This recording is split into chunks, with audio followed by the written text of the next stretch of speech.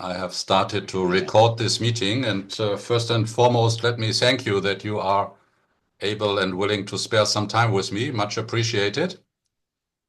And all is welcome.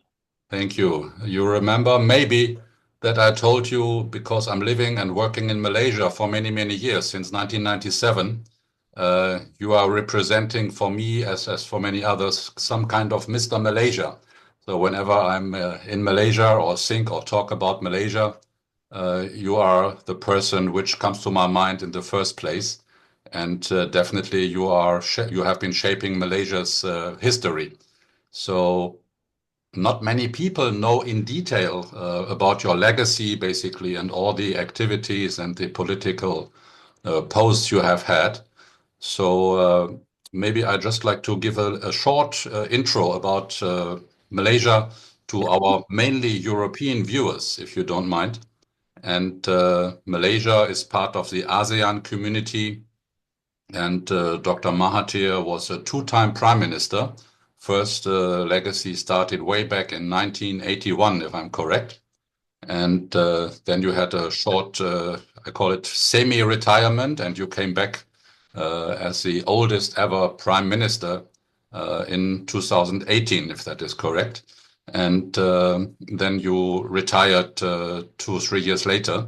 But ever since, you are still commenting on the global affairs, Malaysian affairs, Asian affairs.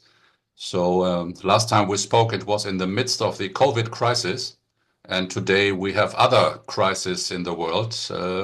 So how do you see, let's say, your first part of your political career in the 80s and in the 90s, when we had financial crisis, we had, let's say, you were building Malaysia with the Vision 2020. How do you reflect on that with today's knowledge and today's experience? If you'd just like to give a little intro to our viewers, what shaped your, or what is shaping your memory when you think of the 80s and the 90s today? Yeah. To begin with, for almost 400 years, we were in Malaysia. There were small Malay principalities or states, Yeah. and we were oppressed by big powers. Our neighbors like Siam and China, and also European powers control Malaysia. So we wanted to be independent. Mhm. And during the immediate after post Second World War, the trend in the world was to uh, terminate all the empires of the Europeans. And of course, we also felt that we should join the trend to become independent. And indeed, eventually we did achieve independence. And we felt that being independent is not enough. Mm. We have to develop our country to the point where we are at par with the developed countries of the world. And Mhm. that has always been our ambition, Right, our objective. right. Mm.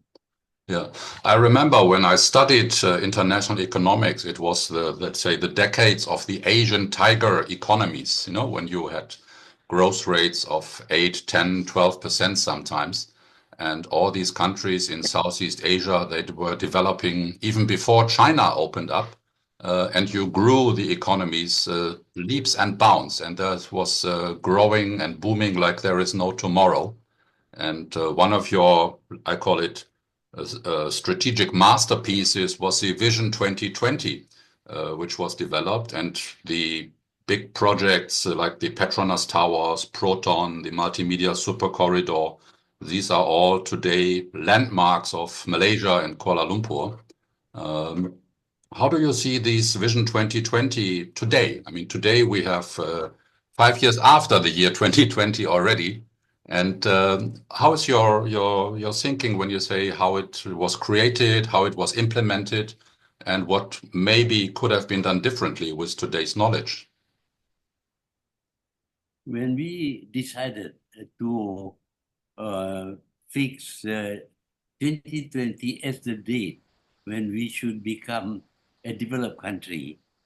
At that time, when we planned for this, Malaysia was growing very fast, from 8 to 12% a year growth.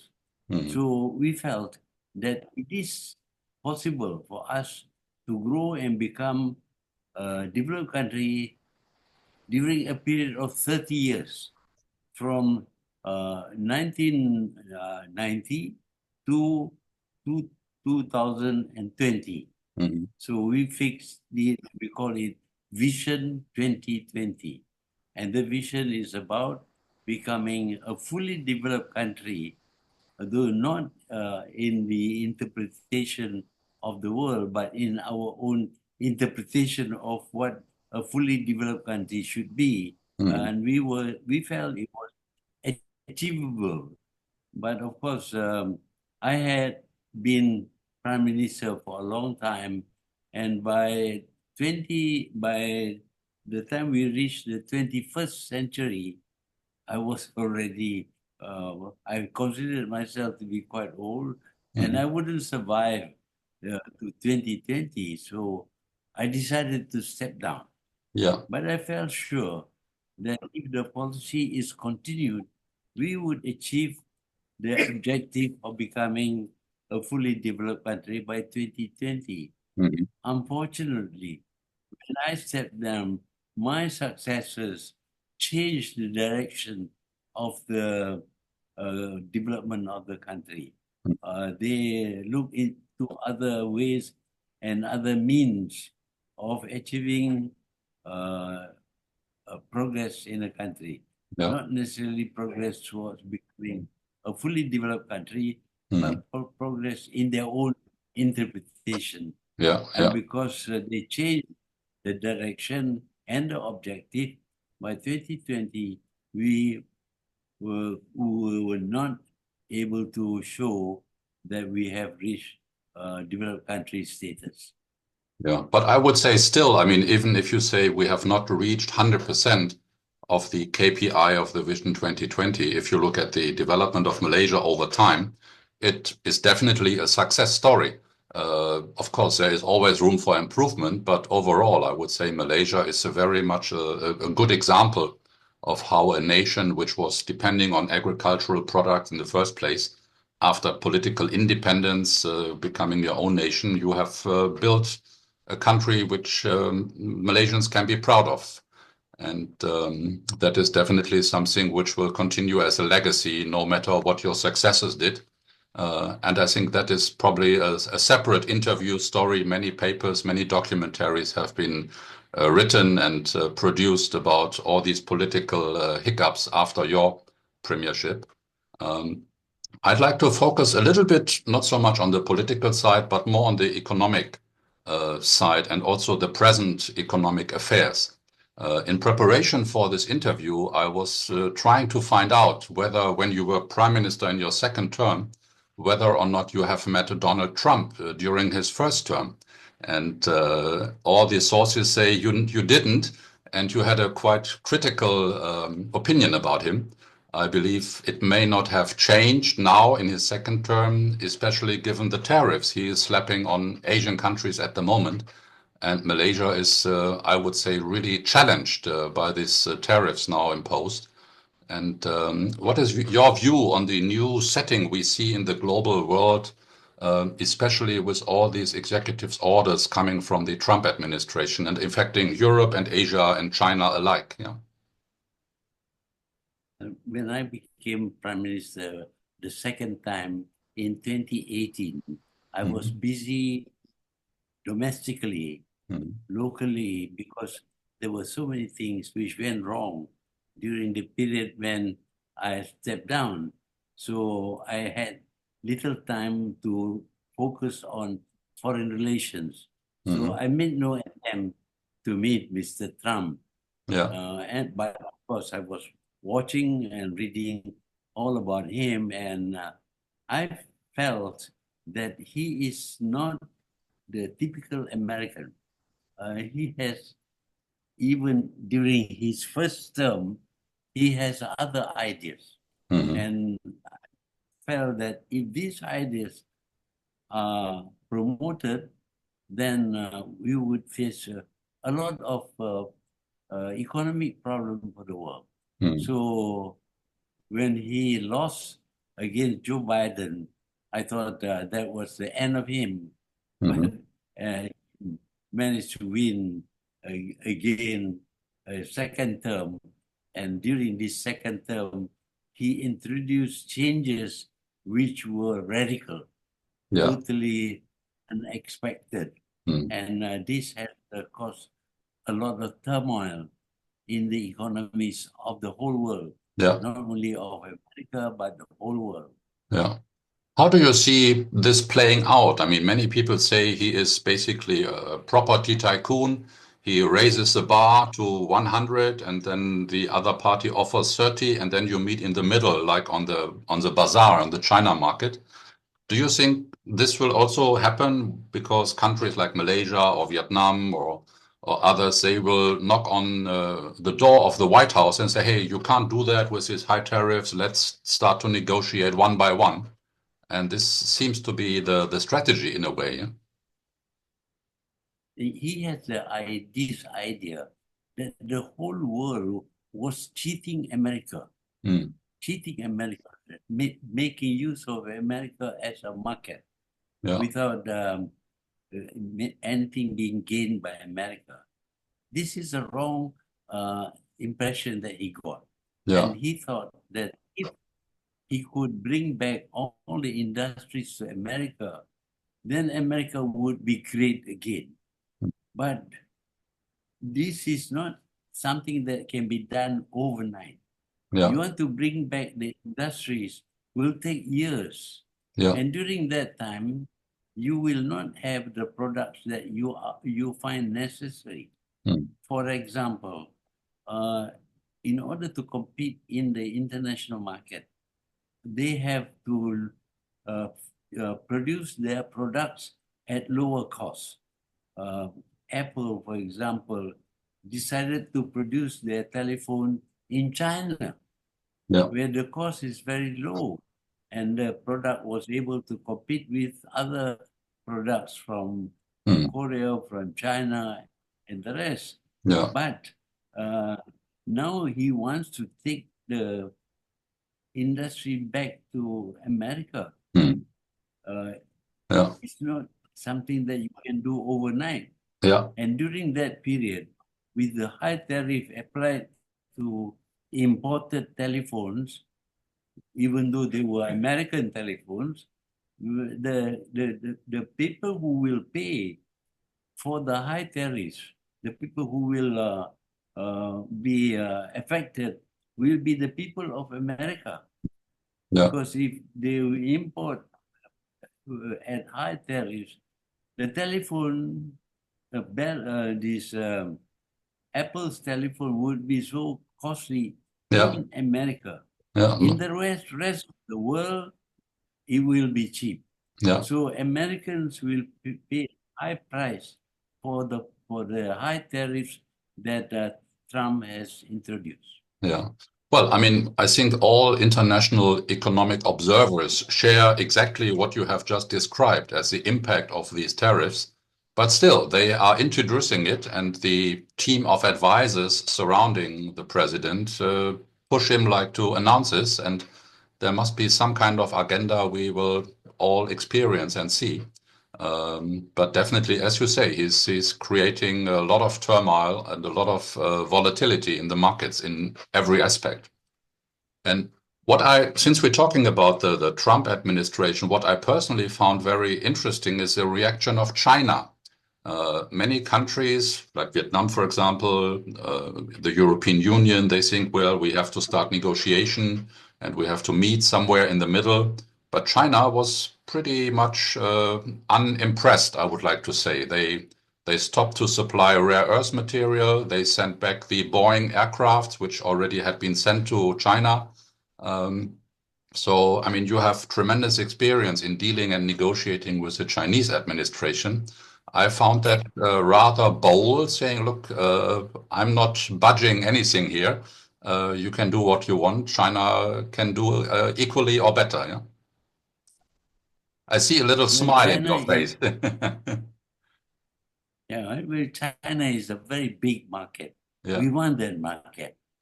At the same time, China is also the industry, all the industries of the world are located in China because their cost is low. yeah, A lot of American companies produce all their products in China to yeah, take advantage of the low cost. yeah, Now, what will happen is that if China applies high tariff, the question is the high tariff is directed at whom? yeah, Is it against America alone or is it to the rest of the world? I think China doesn't want to increase tariff against other countries of the world because they have no problem with other countries. Their yeah. problem only is America.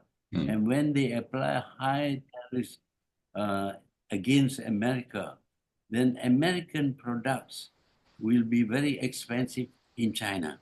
Yeah, yeah. American products are mainly aircrafts and weapons. These are the main exports of Mm. America. Yeah, Now, if the American aircraft like Boeing is very costly because of high tariffs imposed by China, China can buy Airbus.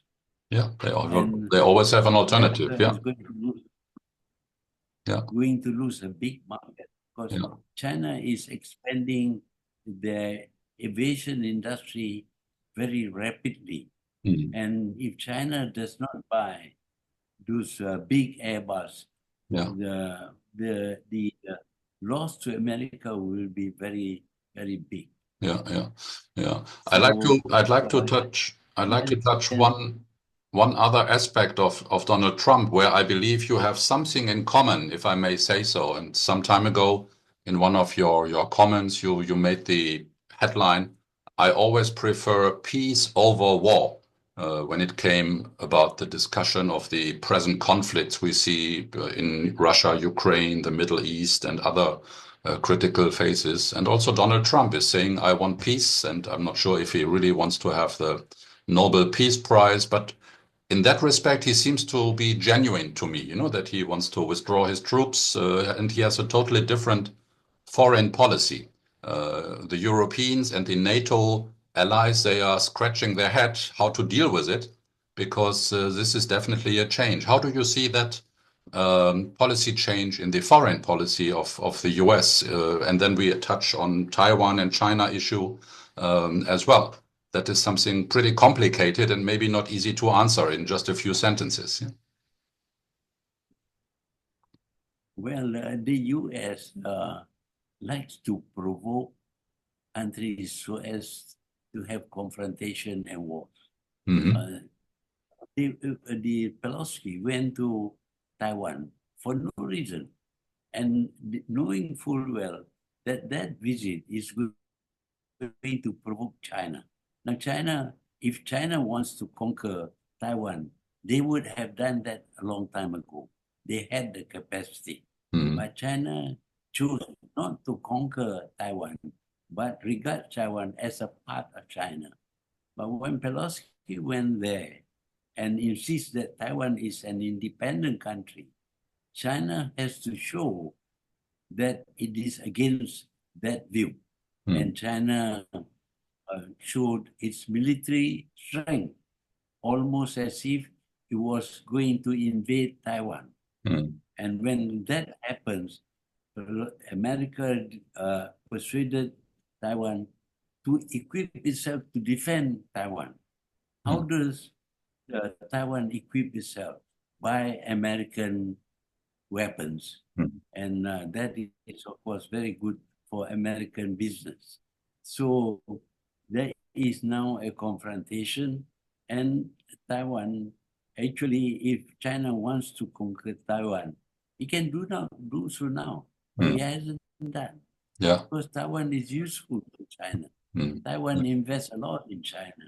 Of course. Taiwan is a sort of technology from China. Yeah, yeah, So that kind of provocation is not necessary. yeah. Then we have the problem with Ukraine. You know, Ukraine was a member of the Warsaw Pact.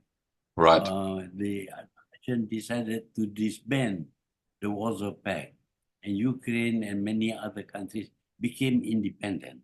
So the Warsaw Pact has been disbanded, and it should be followed by disbanding NATO, because now there is no threat coming from the east. Yeah. In fact, Russia was in a very bad shape. But instead of disbanding NATO, NATO decided to increase pressure on Russia by getting all the Warsaw Pact countries to join NATO. And well, Russia tolerated this. But when they wanted Ukraine to join NATO, Ukraine has a very long border with Russia. If Ukraine joins NATO, then NATO would have a border with Russia. And Russia objected to this. This could have been settled through negotiation. Yeah. But the pressure was such for Ukraine to join NATO that Russia preempted and attacked Ukraine. Now, the sad thing is that Ukraine has not been admitted into NATO, which means that NATO need not join in the war to support Ukraine against Russia. Yeah, it's a very So unique setup. Yeah. Yeah. So what is happening now is that Ukraine is the battleground. The whole of Ukraine has now been destroyed. Thousands of people have been killed. Millions have to migrate, and all the suffering is on Ukraine alone. Yes, of course, Russia also suffers, but Ukraine is going to suffer the most. And now you see Trump actually saying that the support given to Ukraine was not free. That Ukraine had to pay for the support. Now he tries to make a business case out of it. Yeah. Yeah. Yeah. And also surrender the Ukraine to Russia. So what has happened? The thing is that Ukraine has gained nothing from the war. Ukraine could have stayed as an independent country and not join NATO. And by now, Ukraine, which is very rich in terms of production of wheat and other grains, and also is very advanced in this aircraft manufacturing. The Antonov, the biggest plane in the world, are built in Ukraine. Now Ukraine is totally destroyed. I visited Ukraine. It was a beautiful country. But now it's smashed to pieces. It will take a generation at least to rebuild the country, and heal all the wounds. And very sad story. And of course, when we talk about Ukraine, we are very close to Europe again, and my home country, Germany. And I'm sure you remember or many of your visits here in Germany to Berlin and other states with big delegations. The last big delegation was here last year in March with the present Prime Minister Anwar Ibrahim and 4 or 5 ministers plus a big delegation. And that was very nice for me to see that Malaysia was trying to engage again with a big roadshow and lots of activities. But then I must say that it was in the media for a week, and then it fizzled away a little bit, the momentum, of this activities. Some companies say we sign an MOU, we plan to invest in Malaysia. Of course, you have the big players like Infineon, Bosch, Siemens, who are in Malaysia for decades already. But what I believe what Malaysia really needs are the small, medium companies, the new innovative companies who give a new drive, a new technology push, new friendships with new companies, new CEOs who don't know Malaysia. And this is something where I think there needs to be done a little bit more than just the standard roadshow, invest in Malaysia and these kind of things. And then for me, and that is something very interesting, I believe, a couple of months after that engagement trip through Europe, Malaysia applied for joining the BRICS nations. And that you can imagine was a little bit like I wouldn't say counterproductive, but in a way it was like, okay, now Malaysia is on the side of China and Russia, and they are not so much Western orientated. And you know that Malaysia is very well liked because you are a liberal Islamic democracy, which is very much appreciated by, let's say, the liberal Western political parties. So I think Malaysia is somehow in between, and it reflects the philosophy of Malaysia. You like to deal with everybody who wants to be your friend and partner and do business. Do you think that can continue, or will Malaysia have to take sides sooner or later? Yeah. The thing is that Malaysia's policy is to be friendly with all the countries in the world. We are a trading nation. We need to trade with the world, and we don't want to have any confrontation or enmity against other countries. But unfortunately, when we treat China as one of the friendly countries, this is interpreted as being anti-West. We are not anti-West. We are Yeah. not anti-Germany. We are not anti-America. We want to be friends with China, with Yeah. Russia, with Germany, with Europe, and with America. Yeah. That is our policy. Yeah. But apparently, many in the West look at any relationship with China as something against them. Yeah. It's not. We are not against Europe. We want to have good relations with Germany, of course, is one country that has proven that wars does not pay. Yeah. Yes, Germany lost the war, but Germany is far better developed now than the winners of the war. Yeah. You see what happens to Britain, for example. You see Japan and Germany Yeah. are doing much better than the winners. Yeah. So it shows that fighting a war is not a way to develop a country. What is needed is peace and stability. Yeah. And that is why Malaysia is against war.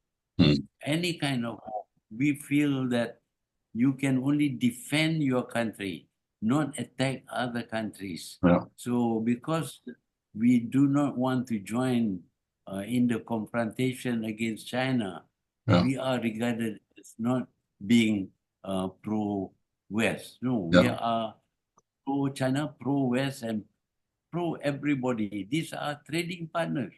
Yeah. We I need think, we need Germany. yeah.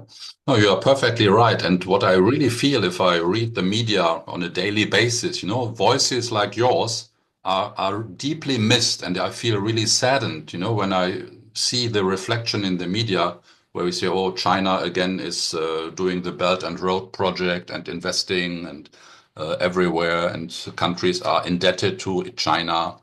So this slight confrontation is always somehow between the lines.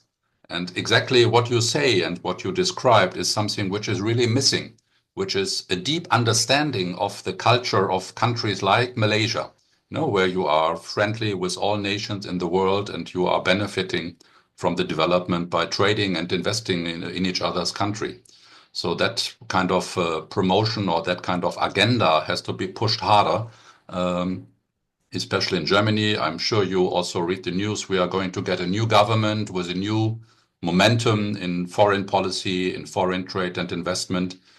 We had, I would say, difficult 3, 4 years, not the least to because of the Ukrainian conflict and the energy crisis we had because we cut off from Russian oil and gas and so on. So I think, especially in Germany, we are set to restart the engagement in and with Asia. And I think Malaysia is definitely one of the best places to start this. And I think Malaysia is really having plenty of opportunities, not only in data center, which seems to be the new uh, name of the game, but in all the traditional industries, there's so much to do. And I think it is going to continue.